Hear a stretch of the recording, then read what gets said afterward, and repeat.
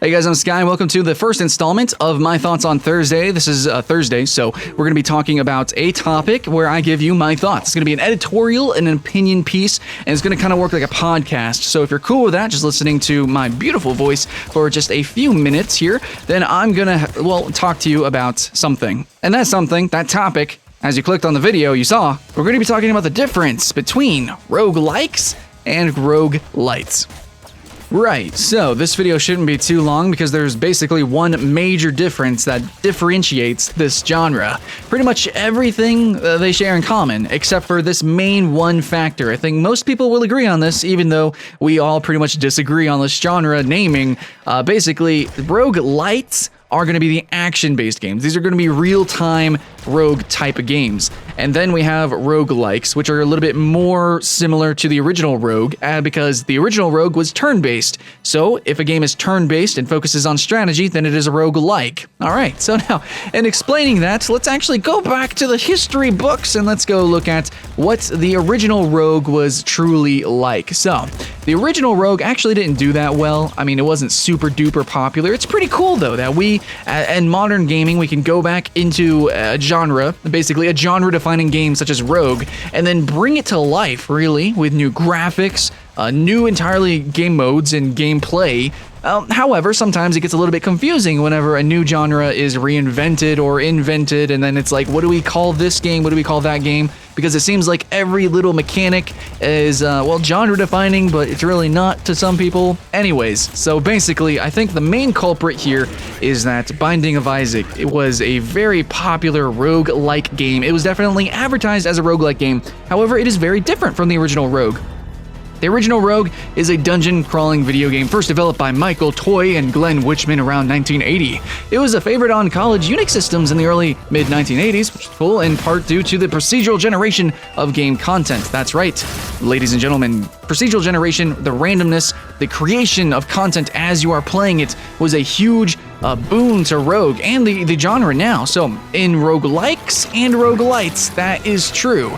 If you play Binding of Isaac, if you play Risk of Rain, Dungeon Souls, Nuclear Throne, I could name them all. Any game that is sold as a roguelike or light, whether that is accurate or not, has randomness and procedural generation as part of its gameplay and part of its core.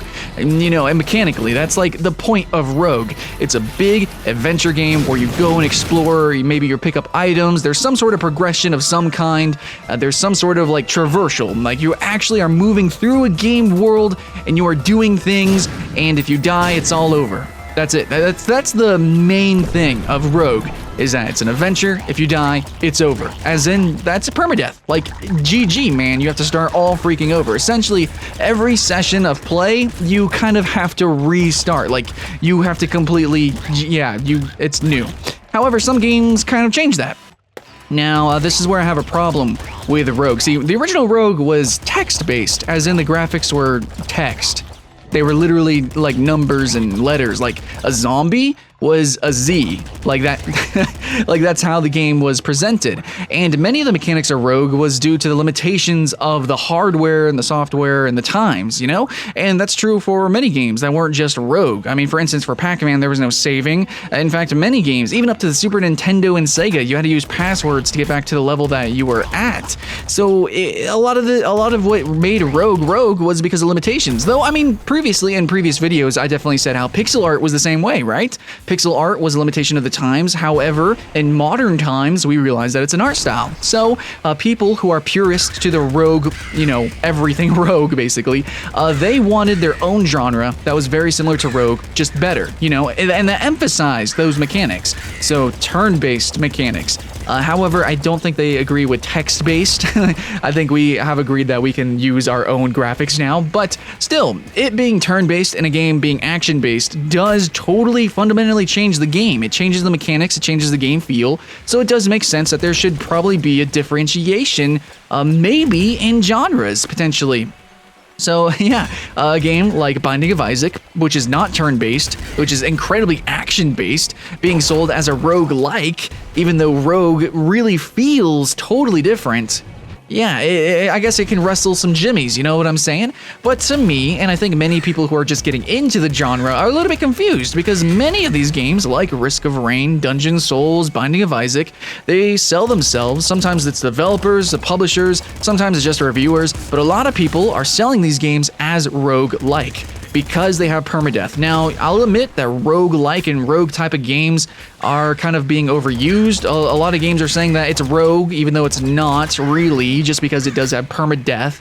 I mean, yeah, that was a huge thing in Rogue, but that's not everything that made Rogue. But then again, it's kind of hard to define genres. It really is. I mean, the same thing with any sort of art, right? With literally like paintings, what kind of genre of painting that is, what kind of genre of music that is, and especially with, electronic music and metal.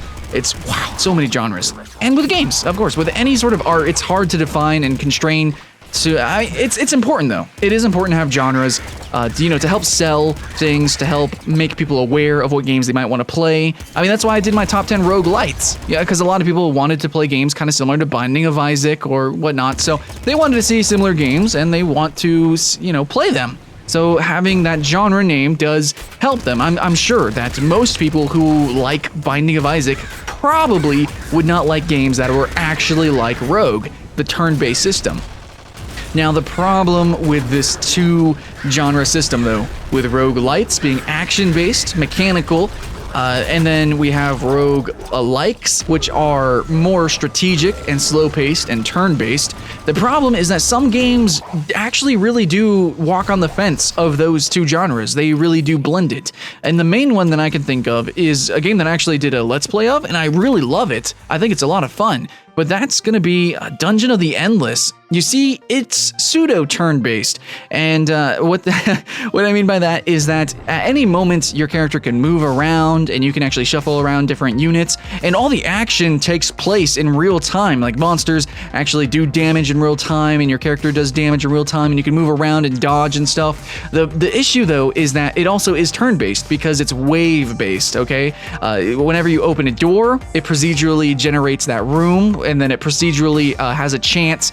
There's RNG-based mechanics where, like, monsters may come, like a wave of monsters might come at you, or some other event might happen. So there are turns in the game, but it also plays in real time. And then there's games like Crypt of the Necrodancer, where there's a beat, where it's like instead of moving with you move to the beat. It's like you don't turn the turns. It's like the turns turn you, and it's starting to get a little bit complicated and gray.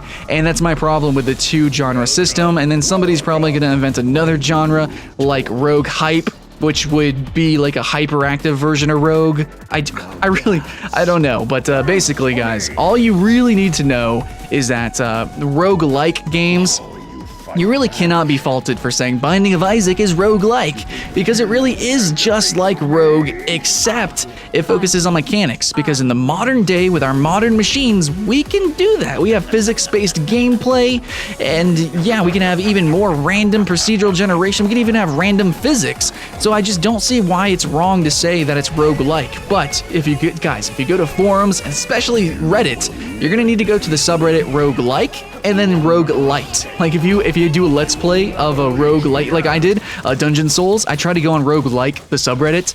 No, that did not fly. You have to go to Roguelite. So yeah, there is a difference to purist of roguelike.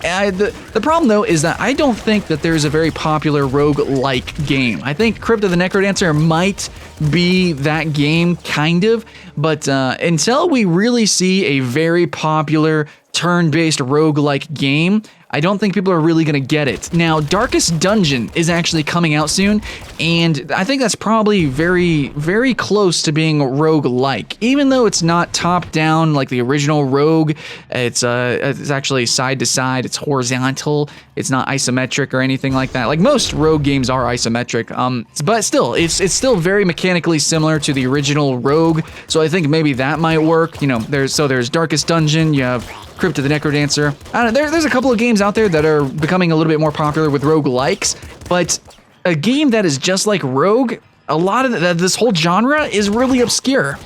And the games that are more action-based, more cartoony, more fast-paced, more hyper, those are the more popular games right now. So that's Binding of Isaac, Rogue Legacy, Dungeon Souls, and Risk of Rain. So yeah, I mean, it just happens that a lot of people are kind of confusing roguelites and roguelikes, and I just kind of wanted to clarify the situation there. So yeah, I did do a top 10 roguelites. Hopefully you guys enjoyed that video. If you like games like that, like Binding of Isaac, then you're gonna love that top 10. You're gonna try to find some cool games. Now, I did also just do another top 10 pixel games coming out, and most of them actually are kind of roguish, so go check that out too. And also, as a side note, I just wanted to say that Dungeon Souls is actually on sale for Humble Bundle, and as well, Risk of Rain is 75% off on Steam. And in fact, I think there's just a bunch of, you know, these rogue games actually go on sale all the time. Like, they're not that expensive. They're almost always indie games. In fact, I cannot remember, actually, has there ever been a AAA rogue any game? Like a rogue type game ever? I don't know.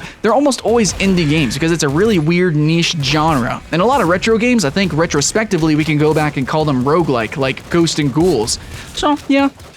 Well, technically, Ghost and Ghouls would be roguelite.